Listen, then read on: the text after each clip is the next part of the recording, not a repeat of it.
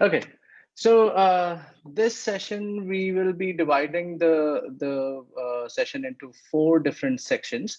One would be the first would be my story, how I became a designer, where it started, where I am right now, just in the hope of sharing my experiences with you guys and see if it is of any use, or if it is any inspiring for you guys. So that would be the first part. Second, and a very short part, would be a brief discussion about design. What is design? More of a philosophical or deeper question, but in context of UI UX. Then the third one is the practical UX process. What is so practical about it? We'll talk about that. And then we'll take the last part as the questions. So if you guys have any questions, queries along the way, you can ask me at the end of it. All right. So I will start with my story first. Okay, so this is me when I was a little kid, and my story starts with me being the founder of Value at Void. We have worked with these companies across the globe. Snapchat is like the latest client that we have started working with. We have worked with the tech giants of Prudential, Bluehost, HostGator, TopTel, and a lot of other companies around the world. And what we do is we deal with digital product design. Now, digital product design is a little different than how other design disciplines work. But at the same time, it follows the same fundamentals. So we'll be talking about how, if a client comes to you and says, I have this brilliant idea and I want to make this application, how would you take the first step to complete that process, to create that application? So we'll be talking about those in this. Let me start with my story first. So I come from a family of artists and designers. So a lot of my forefathers were national award winner artists, sculptors in India. You see these pictures here. These are actual artworks, and this is my great great grandfather here working on something. So I come from this family of artists where we kept talking about alignments and colors and culture around different things, experiences across different disciplines. So these magnificent palaces that you think of when you think of Rajasthan, my forefathers were involved in creating, building those little design elements and maintaining it at the same time. So I come from this background, and then when I was around in my sixth grade of school, I realized I wanted to take this into the digital realm, because that was the time when people started using Photoshop, and YouTube started coming into picture. There were tutorials, very early phase of the internet, I would say. So I started doing a lot of Photoshop work, those ugly little things that you create when you put a sports car in the background and you're sitting in front of it. And I've done that kind of stuff at the very beginning. But starting from there, I think that kind of taught me how to use softwares. I got really comfortable with Photoshop. There was a video editing tool called Windows Movie Maker at that time. We made small little films from our digital cameras, those handy cams that we used to get earlier. So we did that kind of stuff, and it was all for fun initially. It was never for keeping in mind that one day I will grow and become a designer of some sort. It was never on those lines. So the journey started there. I even created logos for like 25 rupees for small little businesses around there. I grew up in a very small town in Rajasthan, and they had these little dhabas, and I created logos for them and things like that. So that's where it started. And then fast forward 4 years, I wanted to pursue art. I had a discussion with my father. I wanted to get into graphic design. At that time, there was no user experience, which is a boom these days. Nobody was talking about user experience, at least here in India. So I spoke to my father. I discussed a few things that I wanted to pursue this thing called graphic design. Like people talk about it, I want to pursue that. But my father was like, everybody in our family is an artist. Why do you want to go ahead and do the same thing? Why don't you learn something that is a little different? And what was it? It was science. Like go for engineering, go for some computer science application or some of these fields. So at that age, I was like, all right, let's try and pursue that. So I started with that. I prepared for entrance exams, and I finally got through MIT Pune, where I did my electronics and telecommunication engineering. So at that time I really enjoyed a lot of digital image processing work, which was like extremely technical, and we did wave theories and microprocessors, microcontrollers. We worked on assembly level languages, things like that. I got interested in only a few subjects, not a lot of them. Though I scored well, I got through with good marks and stuff like that. But at the same time, I never left design. I had no idea when I was in my fourth year of college what I was doing with my life. I wasn't sure really. But by the time I graduated, I sat for my placements, my college placement exams, the placement drives, those competitive aptitude tests, and those other rounds that the companies took. I sat there with my design portfolio.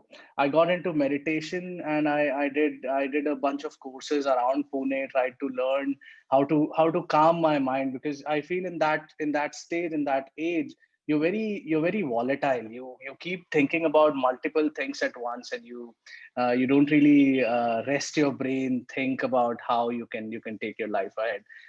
Doing all of that, all the meditation part of my life, kind of gave me the clarity that I took the courage, sat with my design portfolio in an engineering college where they were hiring Java developers and iOS developers and whatnot.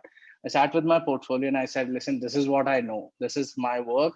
This is what I'm interested in. My degree is talking about the technical side, but this design portfolio is what I am. This is the work that I have done. The first company that came to hire thought I was crazy and just thought this is absurd to even sit with a design portfolio. The second company, a company from Bombay, they actually hired me. They were looking for visual designers, but not in an engineering college. They hired me as a designer and a front end developer, provided my knowledge in technology and design. So at that point, I really realized that my father was actually right. Instead of doing just one thing the whole time, I kind of have like two fields, knowledge of two industries at the same time, which, if you ask me, is like one of the most sought after talent in the industry right now. Designers design beautiful interfaces, but then the developers need to hold that kind of expertise to realize those applications. We'll talk about that a little later in this presentation. So after that, I entered the design industry, but the catch was the company who hired me was just paying me peanuts. It was paying me 8,000 bucks a month, which just did not make sense living in Bombay independently and doing your own thing.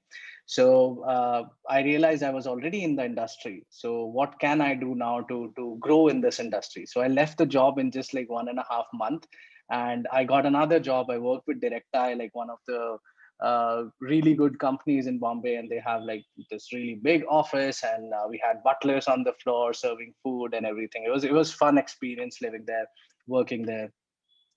So after that, I worked for some more companies, switched jobs throughout the 6 years of time, and I gained a lot of experience in design. What was the design that actually works? What is the actual way of working in the industry?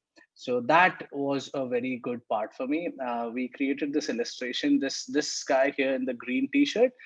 This was my mentor when I was working for one of these companies. I met this guy, and he just broke the way I looked at design. I looked at design more from an aesthetic side of things, that making things look pretty. If things don't look good, I can do my magic and like make things look great, and it would work in the industry. But this guy actually taught me how design can make a difference, how you can do things like testing and research, and how you can create environments that can literally change lives. This person taught me all of those. He's an award-winning designer from Houston, Texas, and that's where he gets his experience from. Next comes is yeah. So after everything was going fine, I was working in good corporate, earning good money, doing great job for companies around the world. But as a full-time employee somewhere, I met with an accident. It was me, my mother, and my brother had a kid, so we went there to see him. On our way back, we had a really terrible accident. I saw my loved ones bleeding in my own arms, and I was very broken. I was broken to pieces, and I wasn't sure what I was doing in life. The trauma actually took 6 months to leave me, and it was a bad experience, but I would say it kind of changed my perspective, because see, when something like this drastic happens in your life, you realize you start questioning the way you were living. Like I thought, if everything ended in that moment, what would I have done? So I realized the full-time job is just not working for me. So the changed life actually included me questioning the job. I was traveling in local trains for 4 hours a day, working for another 10, 12 hours, coming back home tired, didn't get time to do anything else in the whole day. And I just decided to leave my job. And my father is very service oriented, and he's been doing a service oriented job since quite some time. And I thought when I'll tell him, he'll just say, "No, you're stupid, and you shouldn't really do this." But when I in that same local train, when I was thinking about this, I called him up immediately and I said, "I want to leave my job." And to my surprise, he said, "Yes, do it. That's the way people are living these days. It's a world full of entrepreneurs. You should leave it right away and start with your journey." But that was the moment when I left my job. I left Bombay. I moved to Delhi where my parents were, and I stayed with them, saved up on rent, and I started cost cutting. I started hiring people with a very little budget, and I promised them someday the company will do good and I'll be paying them better. And then that's what happened. My company grew, and then we started doing great. So after this, I would say we started providing value, hired a lot of great designers from the University of Sydney, from Rhode Island School of Design, from NID in India. We've hired students from all of these universities, and a lot of self-taught designers like me. We just look at the portfolio, we look at the right attitude. If people have the right attitude, they're more than welcome to join our team. We run Value at Void now, a successful 100% remote. We have no offices, no headquarters, but we work across the world. We have zero Indian clients because of the style of design that we have. We get most of our clients from the US, Australia, Berlin, and a lot of other English speaking countries. So I think that would be it for my story. Then we'll start with what is design. So design, but more in context of a UI UX world, more in context of the application design world, the IT world. So design is not making things pretty, right? So design is no longer just about making things look pretty. The core of design is to solve problems. Now, how do you solve problems? Sometimes one of those problems could be aesthetics.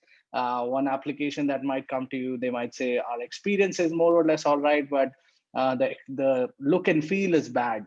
And that's when we take aesthetics as an element that we need to fix, to solve. Sometimes it's low revenue. Sometimes there is a high bounce rate. People jump off your application very frequently. Things like that. Sometimes it's a more practical approach. It's a more practical problem that we need to solve, and that's the process that we follow to solve these problems. One more thing that we should keep in mind, that we are the leaders in today's IT world. Designers are sitting in the boardrooms of these high-tech companies like Spotify, Facebook, Airbnb, Dropbox. These are all design-centric companies, and designers are now sitting in the boardrooms, in the board of directors of these companies, because design is such an integral part of their process of what they build. Design should be included in the process from inception of the idea. So what does that mean? Um, let's say one person, one CEO of an upcoming startup comes to you and says, "Hey, I have a brilliant idea. I want the UI UX to be done." Now, a lot of times people get into development immediately. A CEO would directly get into development and say, "We want to build that application." But what design can help you do is design can create that application without writing a single line of code. Now that saves a lot of money. It saves a lot of hassle. It saves a lot of guesswork. A lot of times designers have an idea, the CEO wants to hear it, but somehow we don't really we can't match those two, map those two together. So when you create these UI UX processes, when you create the output at every step, you're essentially helping them front load all the work, front load all the guesswork for them. Just give me a second to put this on charge. I hope I'm not going too fast. Is that all right?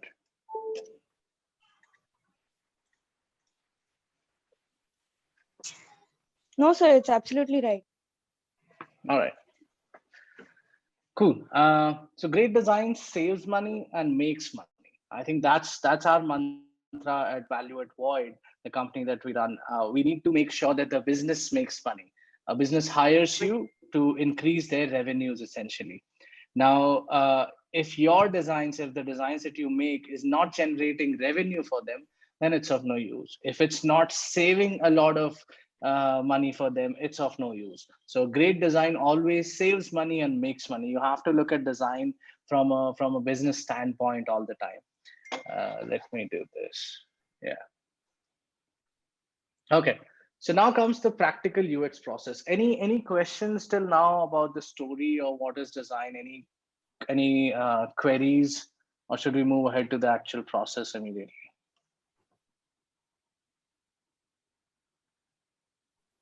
Not yet, sir. All right. Cool. If you guys have any questions, let me know in the comments so I can take care of those. Okay. Uh, so the practical UX design process. Now, what is so practical about it, right? The design methods illustrated on the internet. So you would go on Skillshare or look at these YouTube videos explaining UX to you. Um, a lot of them are actually just talking about theory, which to me did not really make sense. When I was हाँ learning, I when I in fact was मैं learning हमारे and when school I में was college में studying, ये case session आया सकते could you please go on mute, please? All right. Yeah. So when I was studying UX, when I read about the process, the design thinking process, and all of it, it usually included a lot of budget, a lot of research, and things like that.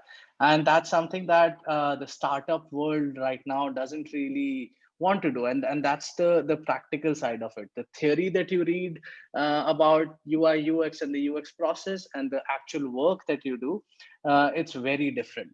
So, like I mentioned here, the methods illustrated on the internet never really fit perfectly in the real world scenario. So, a smaller company, let's say a startup in the US, they wouldn't spend $25,000 just for research, which is very important. A lot of enterprises do it, and that's the right way to do it.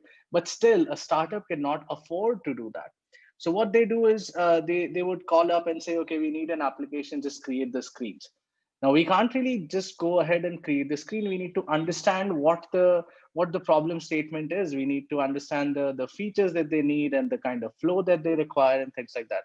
So me and my company, the people we work together, we kind of took the design thinking approach, the UX design approach, and we tried to modify it in a way that it works for every client.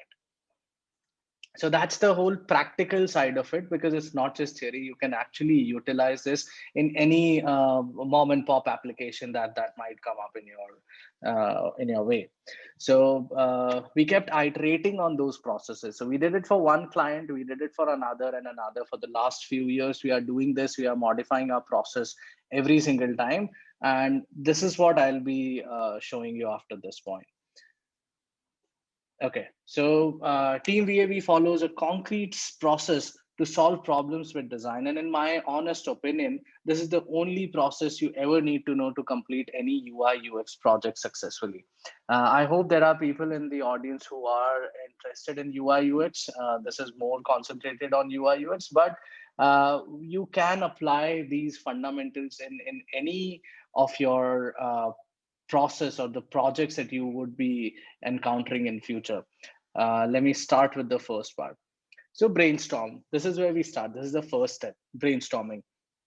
A lot of times these books that teach you UX would say you need to have a questionnaire, you need to ask them questions about things like 5 adjectives around your brand and what is your story like and things like that. So they suggest you give them a questionnaire. You ask the CEO of a company or like a decision maker of the company to fill a long ass form for them. And now that doesn't really make sense. It's not very practical. So what we do is we start with these brainstormings. We start with conversations. We just get on calls with these decision makers, usually the CEO, CTO, CMO of these companies.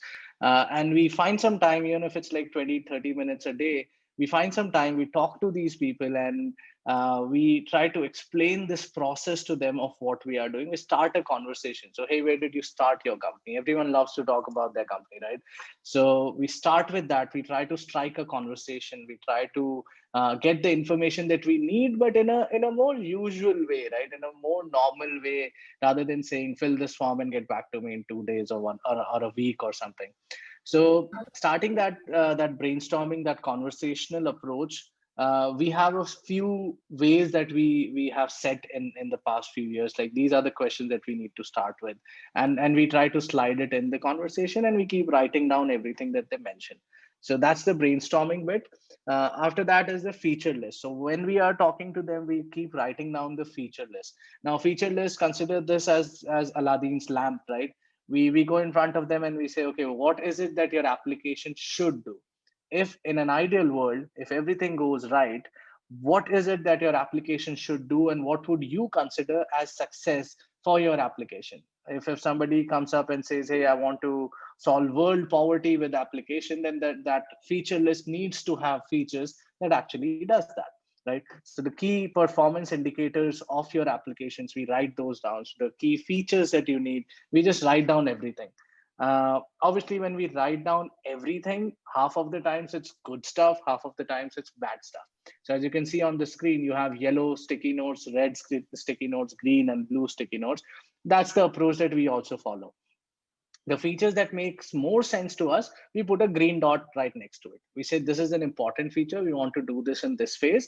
And the features that don't make much sense, we put it as a red dot. So we say this is not important, this is not important for this phase, we'll pick it up later or something like that. And obviously the yellow ones are like more medium priority feature list.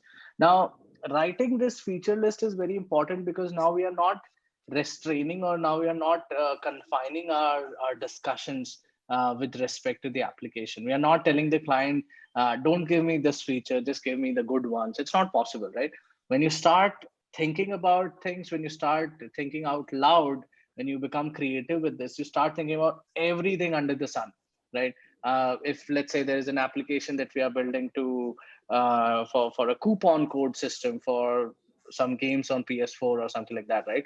So that coupon code system, what all should it include? We'll start just writing down everything that we can think of. We will not think this is a bad idea. There are no bad ideas in this phase, right? This is the part where you just put down everything on a sheet of paper, or in the form of a digital document, or however you like, on a whiteboard, things like that, right? So we write down every single thing that we can. And once that is done, we start prioritizing this. So prioritizing the feature list is one of the important parts. Thinking this is what we collected in the past 10 days. Now, out of those 10 days, what are the best features that we think should we take up in the first go? Now, again, just think about this. We are not doing a formal process. We are just having conversations. We are just looking at things, a few rules. So we have a more organized discussion rather than just having a mayhem while discussing these things. So after a feature list, once we know what the application requires, once we have that long list of the features that are required for the application, we start drafting the user journeys, the user personas at the same time. So if I have, let's say, 20 features, for those 20 features, what are the different types of users that I can think of? So if there are 20 features, I would say, okay, there are 4 types of users who would be utilizing these 20 features. So those 4 types of users are called user personas. Once we have those personas help you imagine things. Uh, People think UX is not a very creative job. People think UX is more of studying and research and these things. It doesn't have to be. It is as creative as painting a canvas. You have to imagine things. You have to put things on your medium, on a piece of paper, on a canvas, or wherever you are, or whatever you're using. If I say, imagine a 24-year-old kid who's a 24-year-old professional, maybe, who plays PS4, like taking the previous example ahead, what would his day look like, right? A day in the life of a 24-year-old male, and what would he like to do? How does he start his day? How does he end his day? And then you have to imagine in that day, in that life in a day of this guy, when would he utilize your application? And that's the part that you need to imagine. You have to think about what would he be doing once he enters the application, what would he be doing when he does the primary task that he's supposed to do, and how he exits the application. Once you imagine the whole thing, it tells you a lot about this upcoming application, this new application that you're designing. You'll be surprised how many people can't do this, how a lot of these founders and CEOs and CTOs of the company just fail to do that. And they need you, the creatives, to think about this process, to think about how you can craft a great experience. We are not just making an application to just put it out there and somehow magically people will download it. We have to create great experiences in order to increase the downloads, to sell that application or to sell a specific service. So the experience side is what matters ultimately. And for that, you do this process. So once you're done with the user journeys, you also think about how that person feels. Now, talking about experience and taking it ahead, the user enters your application and exits the application. And this is where he spends all of the time on your application. Now in this journey, how does he feel? So if you're using an application and the application hangs or lags or throws you an error, if it throws you an error, you feel bad, right? And if you get something for free, you get excited. Or you, if your job gets done very easily, you see a very funny video or something, you get excited. So we map the emotions as well. We map how a user feels at the beginning of this application, how they travel through the application, and how they exit. So understanding how they feel at every step helps us take better decisions as a business. So things like, if you get a lot of errors, right, I can program my application in such a way that if you get 4 errors, I give you a 20% off. So if I give you 4 errors, if my application gives you 4 errors, then you must be pissed, you must be feeling bad about it. What if I give you something at that little instance that you will feel good about yourself, right? For a company, 10-20% uh, of discounts doesn't really hurt a lot. But at the same time, for a user, they feel really great once they get these rewards throughout the process. So that's where these user journeys and um, user personas actually help, right? So that was a part about user journeys. Now, right after this is wireframes, and in our team, we call it the ugliest part of the design process. Why is it the ugliest part? If you have ever built an application, people would ask you to create the final version that looks good, right? People would ask you to show them something that works, and they don't want to spend time in research and analysis and all of those. So when we take a wireframes, we don't pay attention to look and feel at all. We are only focusing on structure and flow. What goes where on the application? The logo should go here, the header should go here, these should be the links, there should be a big slider at the beginning giving you the discounts and offers and whatnot, and then at the bottom you will see XYZ things at different sections around the page. We just roughly draft those. If you see in this screen, in this image, how these wireframes are done, these are very low fidelity.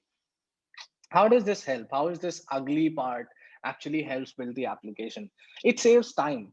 Usually to create a screen, it takes around 1.5 day to create one screen. Now, if I have 100 screens, imagine how much time it takes. So to avoid all of that, what we do is we do these rough sketches. We get on calls with the client and we show them what we have built, get their approval, iterate these screens. Now imagine if I have 100 screens and I have to modify all the 100 screen. If they give one change, I have to replicate it 100 times. For a high fidelity UI mockup, something that is very detailed, you have every pixel in the right place, you have the right color, you have the right font, you have the right composition, the right layout, everything is in place. Now, if somebody says change this, it just breaks the flow and it takes forever to edit and modify things. So, to avoid all of that process, we start with this ugly part. We start with these rough wireframes. We keep talking to the client on and off, and we keep including them in our process. Now that is very important. The more you include people in your process, the happier they are at the end. So if I include the CEO of the company, the business analyst, the project owner, the product owner, the project manager, all the development team, all the designers, everybody in the process, if I share these wireframes and ask for that input, and share it on a Zoom call, share my screen and say, this is what we have built, this is how we plan to do things, it helps a lot, right? It helps getting everybody on the same page. Sometimes we are in a team of 200 people. There are 200 people, like in the case of ACS, American Chemical Society. We work with teams that are as big as 200 people. Now, how do you get everyone on the same page with these wireframes? If I say, imagine a pink flower, uh, it might get difficult for everyone to imagine the same thing. Everyone would imagine their own version of a pink flower. But what we do is we draft this rough version and we craft something and show them this is what we feel it should be. And now all 200 on the same call can see, okay, this is what he was looking at. If we are placing a call to action and if we say we'll put an orange call to action, we draw that orange call to action and put some text on top of it and say, this is what we are looking at, this is what we are imagining. And now everybody is on the same page. There are less conflicts in the team, there are less problems in the team, people understand things very clearly, they understand the flow, and making changes becomes easy because these are rough, we don't pay attention to every little minor detail here. So that's why wireframes help a lot. While doing wireframes, it's very important to let the client know or to let the customer know that we are not focusing on look and feel at all, and they will still do it. They will still look at your aesthetics and say, oh, I'm not thinking about the colors, but I don't like this, I don't like that. So at that point you have to communicate it to them that this is a wireframing state, and look and feel is none of our concern at this point. Look and feel will be the next step. Right now we'll focus on the flow and structure of the application. Creating these wireframes rapidly is very important. If you pay a lot of attention to your wireframes, a lot of details to your wireframes, and keep doing it forever, then you defeat the purpose of creating wireframes. So creating quick wireframes, dirty, ugly wireframes is fine as long as the flow makes more sense. We do multiple iterations. We send these wireframes to the client. They suggest changes. We update those in a day, send it back again. This keeps happening sometimes for 2 3 months, more than that. And once they are happy with the flow, once they are satisfied, they are content with the final thing that we built, only then we actually push it to the next stage, which is the look and feel. So once we get the approval, we create these hi-fi mockups. Now these hi-fi mockups are the final good looking part of your screen, of your application. So how do we do that? We start with mood boards or stylescapes. So essentially, going on these platforms like Dribble, Behance, and a bunch of other websites. You have a plugin by Muesli and a couple of others. We go on these applications, we get a bunch of screenshots, get a bunch of images from different designers around the world, and we create mood boards, we create these stylescapes and show it to the client. Now mind it, we haven't really designed anything yet. This is somebody else's work and we are not really copying anything from anyone, but we create a bulk of these images to get a sense of their visual vision around their brand, right? What is it that they want for their visual treatment of the application? Are they looking for a light mode, dark mode, very high contrast application, low contrast application, something that has pastel colors, something that has a lot of different colors, something that's all the shades of blue and green and things like that. So getting a hint of that, how crazy can we go when we are designing the visuals? These mood boards and stylescapes really help in that. So we try to create multiple mood boards of different styles and we show it to the client, and the client can just pick and choose and say, I don't feel very great about the first option, but the next two options make sense, and things around that. Again, conversation is the key. We sit with the client, we stay on the Zoom calls, we never just send files and say, just look at it on your own, get back when you have time. No, that never happens. You have to get into a conversation, you have to understand what they need, you have to measure, analyze things on the call, make suggestions on the call. Or you don't like this, how about we tweak it in a certain way, and keep doing things on the call itself. We draw a lot on screen. We have these graphic tablets and iPads and things like that. We draw on screen, we create rough sketches right there. So if they want to modify things, we get approval right there. So these conversations actually guide you through the process. Now, once the mood boards, the stylescapes are ready, once we have finalized like a visual style of it, we take the wireframes that we did in the previous step, we take the visuals, and we treat the wireframes with the visuals. Now, look and feel, fonts, text, everything the way we liked from the mood board stylescapes, we start applying those on the first couple of screens. Again, include the client in this process, get approval from the client in this process. Once they say yes, the first screen looks good, it makes sense, it looks the way we want it to be, then we replicate it 100 times. Now notice how we did not create the UI mockup for all the 100 screens once. We just did it once, got approval, and then replicated it many times. Now at this stage, the client cannot say I want to make modifications. We have frozen the wireframes, we have frozen the structure. Now any changes that they offer or they want to add after this point should be done in the next phase. So we divide a big goal into smaller chunks and say you want the best looking application, the best functioning application in the world. It'll take phase one, phase two, phase three, phase four. We take phase one, we start working on phase one. Now, this is very beneficial for any creative, I feel, because it reduces the number of changes and iterations and revisions that you offer to the client. So we take one scope, we work on that, and once that scope gets fulfilled, we work on the second scope, the second phase, and the third phase and fourth phase. So coming back to this, these high fidelity screens that we created, we take it a step ahead. Instead of leaving these as the good looking screens and everything, we create UI mockups in the sense of a prototype. So we create interactive prototypes essentially. So you have one screen, you click on the button, it goes to this screen, you click on another button, it goes to another screen. So creating these prototypes help a lot. We created our own version. We have our own process of creating these prototypes as well. Once those prototypes are done, we create a link and share it with the client, and the client can walk through these prototypes step by step and get the experience of the final application.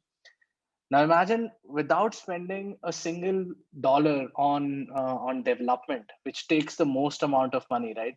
Uh, Without spending anything there, you have an application that looks really good, right? It looks like the final application. It looks very real, and you can experience it firsthand. Uh, so that is super powerful these days in the real design world. Making such a thing without writing a single line of code is very powerful. A lot of companies, what they do is they create these interactive prototypes, and then they go out to get funding.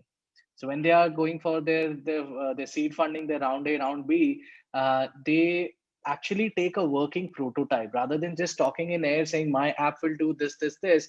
They actually present the working prototype, click through the prototype, and show how things work. And that is again super powerful in today's world where every nook and corner has a startup and everybody wants to do certain things. Creating these prototypes are super helpful.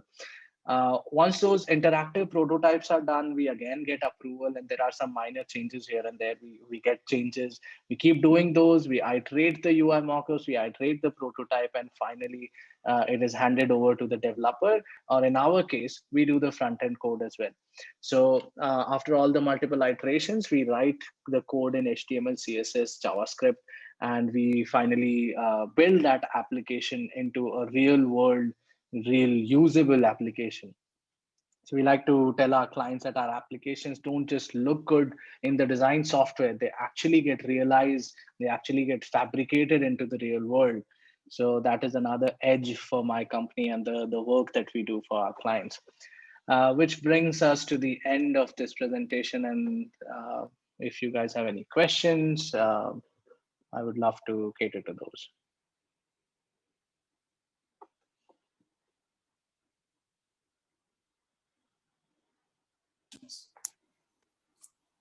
Hello guys, you can hear me?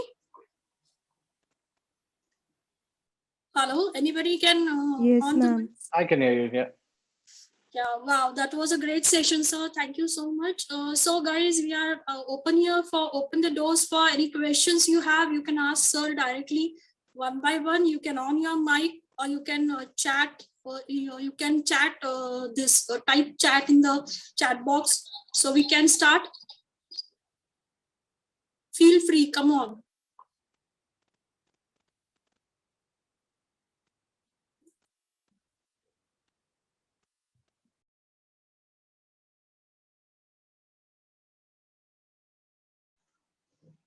All right, I'm getting questions in the chat here. Does the CEO check the prototype application, or he has people working under him to check? You'd be surprised. A lot of CEOs are involved in this process, are involved at the very beginning. Prototype is at a very end state. They are involved at the very beginning. They want to be included in the process because it's their vision, right? It's their company that they are forming. They want to know what all things they can contribute to and make their application great and be successful at the end. So yes, the CEO checks the prototype, and not just the prototype, but also the wireframes and the initial discussions, and wants to be a part of it. I haven't met a single CEO who does not want to be included in the process. If you have a bigger enterprise, if you have a bigger client, like we work with Prudential Life Insurance, I obviously never spoke to the CEO because it's a company with 20,000 employees across the world or something like that. So obviously there it's not possible, but then they have these decision makers. Ultimately, it's the decision maker who takes the call. Whoever it is, it can be a project manager, it can be a head of a certain division or vertical in their company, head of digital transformations, right? With ACS, we have spoken to the digital transformation head. They sit with us and they discuss things. Again, that's also a big enterprise. So whoever is the decision maker, he sits with you and he discusses things. That's the general trend in the market right now. I hope that made sense. Then the next one is, what exactly are prototypes? So prototypes are essentially screens that you can click through. So if I create a UI mockup, I show you this is how an application is going to look like. Now, those are just static screens. You can't click around to move to the next step. But if I just send you a JPEG, right, it's JPG image. That's not dynamic. But if I give you the power to click on a button and move to the next step, right, without writing code, those are called prototypes, right? Something that gives you an idea about the application, the final application, without really creating an application, if that makes sense. All right. How do you calculate UX score on a working application? So we do our UX audits. We start with a few of these heuristic evaluations, and we try to understand how obvious is a certain feature, and we try to audit an application from the very first screen, a login screen, till the end. We don't follow a formal process for giving it a number. We do more of a qualitative and a quantitative check. We do moderated, unmoderated interviews. We use applications like Maze. Maze can give you a score if you're into that. You can use usertesting.com. They have a similar application. So that's how it gets calculated. But we focus more on the audit. We focus more on the problem statement there. Okay. Does the beginners without any experience get hired at your company? Yeah. Like I said at the beginning of the call, we are looking for people with the right attitude. If you have the right attitude to learn, we will definitely take you in. If you have, a little bit of experience in art, design, things that hold or touch base with any of the verticals in the creative world, we really don't mind hiring people. A lot of people who have joined the organization started off by with just when they graduated, right? But we saw the right attitude. We saw when somebody wants to learn, because hey, come on, I had that, right? I had that hunger to learn. So I'm just looking for that. If I see people who really want to learn, I definitely figure out a way for that to work. All right. Uh, what is the future of UX in next 5 years? If anyone wants to become UX designer, how should he, she prepare? Oh, that's a great question. What is the future of experience, right? I don't think it will ever get irrelevant.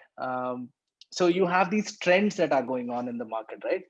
Neo materialism. You have those glass effect that Apple uses, and you have those skeuomorphic designs that Apple created in iOS 4, iOS 5, right? They thought it was a trend, but it vanished after a point. That is not UX. That is a certain style trend.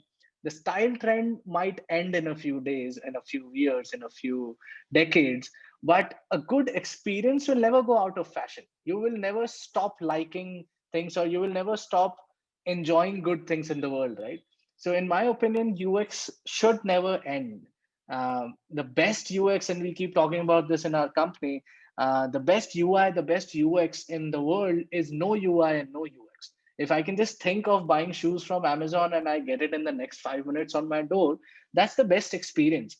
So the way to do it will change, technology will evolve, things will change in the world, but I don't think UX will ever go out of fashion. If you have the critical ability, critical analysis ability, I don't think it'll ever go out of business. In fact, people have just become aware of it. 1990s was the first time Don Norman actually coined the term user experience when he was looking at doors, and he thought, why do you have push and pull written on the doors, and it's still confusing, and those are called Norman doors. You guys should read up on it. But that's when user experience came into the world, and it's not going anywhere, in my opinion, in the next 5 years, 10 years, 20 years, maybe. And I hope it doesn't. My livelihood depends on it. All right. uh, in which format to export UI design created in XD? Can this image be used as UI in app development? XD offers you a very great tool, great way to share these prototypes. So in XD, if you see, like I'll show you this presentation that you just saw. This was all built on XD. So let me show you how this file looks like. So this is the exact presentation, right? We work on XD Cloud. So me and one of my teammate, we built this last night. Just we had an hour, so we got things together. We created this. Now we created prototype out of it. I think it will be a great example because you guys witnessed the prototype. So asking what a prototype is, the presentation that I just showed you, that is how a prototype looks like. So we link these screens to each other. How you click on one screen and it goes to the next screen. We created a flow out of it. This is the home flow out of it. And once you're sharing it, it's always a good idea to share it in the desired way. So I can send it out as a design review, which will allow people to drop comments on it. I can send it out as a development link. Now, development link is where it'll give the developer every little detail that they want. So, for example, if we go to a specific screen, um, you have a certain font size and font weight and font color and everything, right? So it's Rupert font, 81 font size, 163 line height, kerning, tracking, everything, right? And the color is here and things like that, right? So if I send it out as a development link, the developer will get this entire interface obviously on a browser, and he would get to see the color shades, the images to download, everything on that link. So instead of sending it out as a JPEG of the full screen, which is pretty useless for anyone, we send out these development links where they can see the application if they want, but they can also interact with the application. They can go to the next pages, they can click around, they can download the fonts if required, they can download images, get the color, font, everything that is required for development. I hope this answered the prototype question as well. Like what you're looking at here is a prototype. I can go back here, I can go to home and continue with this. So I'm just clicking and moving ahead. That's what a prototype essentially does. Okay. For creating any different designs company, there is any application name or website. I don't get that, Jobin. Could you repeat that? For creating any different design company, there is any application name or website name? No. Could you please retype that? I need to understand the question better. Then we have created the application. It's in use. How often will you update the UI design to match the trend? Does the client approach you for update, or is it included in your contract? Um, the applications need to be updated every now and then. It could be a weekly update, it could be a monthly update, it could be a bi-yearly update or things like that. But ideally there would be no application or no website or no web app that just is made once and is thrown out in the market, because the world is changing, the IT world is changing, the scenario, the way people perceive technology, the way people perceive UI UX is changing every day. And it should never be a static one. That's why we have dynamic websites. There are things that the company can change by itself. There are things that you can hire a marketing executive and they would make modifications, create new pages and things like that within the application, within the website. So yes, it has to change. There is no question about it. Do we get such kind of work? All the time. We work on a retainer basis, so we get paid every month, and we don't charge them a specific a specific fixed fee. We give them an idea. So if we get a project, we say, I will take my team will take 2 weeks or 2 months to complete the project. We don't stick to I'll charge you $2,000 and I will give you 2 iterations, 3 iterations. It just never works. The client is never satisfied, because once you do the two rounds of changes, they would be like, "But this is not what I needed." So when we do the retainer version, it helps us better, because then we do everything that they say. We have our expertise and we guide them to how these things should change and things like that. But we never say no to changes. Design is all about iterations to me. You make something, it looks shit, you keep working on it, you keep modifying it till the point it looks good, right? So I think that iteration process should never be taken away from design, and for that reason we don't go fixed price. And we do have these updates and changes and everything. Sometimes the client stays with us for 2-3 years as well. So yeah. Okay. What is a good practice exercise for fresher UX designer? Uh, that's a great question. I think developing your critical ability to understand how something works or not. In short, I would say, what is good user experience and what is bad user experience. Working on that is the most important part. We in the design world we call it the eye. So you need to develop the eye. You need to look at a lot of screens. Go on Dribble, Behance, Musely, and all of these applications. See what good application, what good user experience looks like, feels like. Look around, look at the applications that you use on a daily basis, and think about what do you like about it and what you don't like about it. A lot of times aesthetics also fall under user experience, right? When you use an application and if it looks beautiful, your experience increases, right? That's why UX and UI goes hand in hand. It's never just UX and it's never just UI. It always goes hand in hand. What you see is half of the experience, right? So starting with understanding what is a good UX, what is a good UI, that is very important. And number two would be, starting with typography. A lot of, I mean, it might come as a surprise, but understanding typography, understanding how text flows in an application. Any application that you see, right, it has text in it. You would rarely see an application that has no text in it.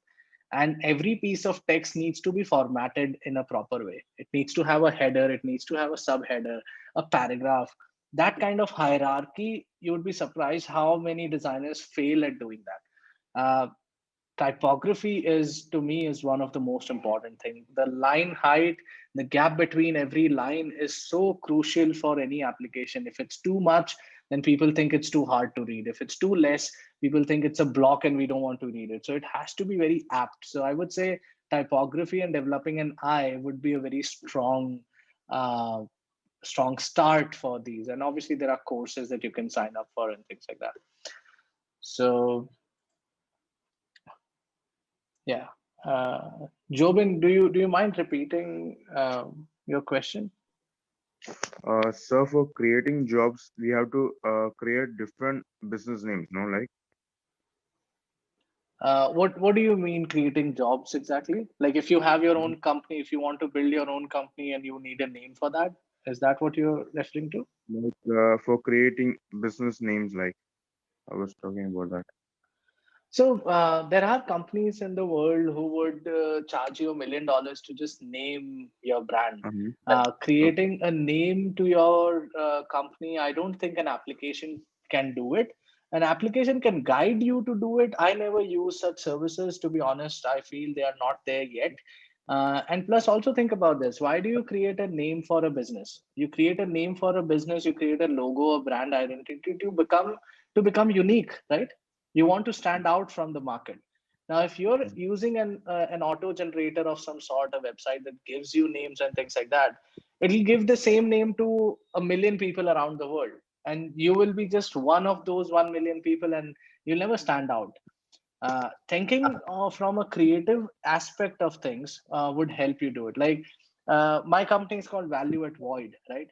I started thinking about what I should name my company. In my eighth grade, I named my company Sammy's Design Studio because people could not say Sanyam properly. They could not say my name properly.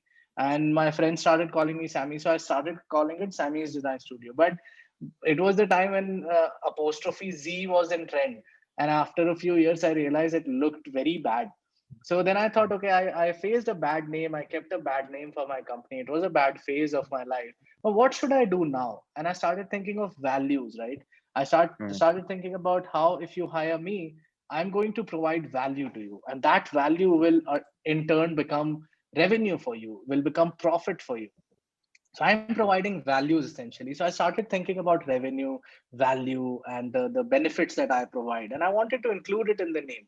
Then I came across this philosophy in my, I think, 12th grade or something of negative space and what negative space means. And there's a Chinese philosopher called Lao Tzu. You should read up on him. He spoke about how empty space is very important. So if you have a wheel of a wagon, there's an empty space in the center where the wheel spins. This room you're sitting in has an empty space within where you can sit. If I fill this room with bricks, it will not be a room, it will just be a block of bricks, right? So that's when Okay. I started thinking how important value is at the void part of it, at the empty side of it. What is the value that you get, right? If you fill a glass with the same material, you can't drink water from it. So it is important to have that negative space, to have that empty space within. And that's when I thought value at void. And then I used the English tool, the literature tool of alliteration of the ver sound at the two words. So it's easier to remember value, void, things like that. So there are tools that you can use. There are some language tools that you can use. There's some visual tools that you can use to name a company. And in my opinion, it's not a small process. Like I said, people charge $1 million to name your brand. Photoshop was named after giving them $1 million. Photoshop Elements, I guess. So it takes time. It evolves over time. So choose one thing and keep modifying it as you grow. Your name is just there to give you an identity. That's about it. I hope Okay. I hope that answers your question. Okay, sir. Thank you. Thank you. Yeah, students, hope you have all asked these questions. Sir, thank you so much for communicating with students and answering their questions. Sir, I have one question for you from a CG Academy. If our Sure. students wants to do internship or apply in your company, what will be Uh-huh. the criteria and the quality work that you are needed? If there is any UI related work or digital related work that you have done, that would be a good starting point. If not, at least some basics around the softwares, at least knowing the in and outs of Photoshop, Illustrator, Experience Design, just using the software. If you have those kind of skills, that should also work. But like I said, we try to look for a good attitude. If you have a great learning attitude, if you can work, essentially, if you have that right attitude, um, we would be more than happy to take you in. Yeah. Okay, sir. Yeah, thank you so much, sir. That is a great session. So, students, we will end up with this session by giving a thank you note to sir. Thank you, sir, for this wonderful and informative session. That was really a helpful session and knowledge and experience that you have shared. I hope will students will get a good future journey by attending this session of UIX design. Thank you so much, sir. Have a great Thank day. you. And this was This was a great experience. Thank you guys. We also run a YouTube channel. If you guys are into it, you can subscribe to the channel and write any comments. If you have any doubts, I keep sharing small videos there. So that helps people learn a lot of things in their creative journey. And Sure. if you have any questions, let me know on my LinkedIn. We are very active on LinkedIn, you'd see. So just let me know and we'd love to help you out. And all the best for your future endeavor, guys. I hope you make it big. Thank you.